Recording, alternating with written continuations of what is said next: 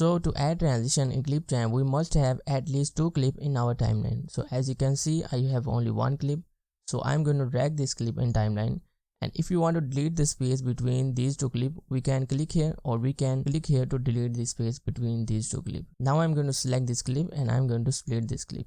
Select this one and click to delete this one. Now go to the transition, and as you can see guys, we have a lot of transition. The diamond one are for premium user and the other one are for free user. So I'm going to drag and drop this in between those 2 clips. So as you can see, I have this option add transition, so I'm going to drop this, and now if I play this video, we have this transition. Now if you want to delete this transition, we can click here, we can press backspace on the keyboard to delete this transition. Now we can drag another one and drop this in between these 2 clips.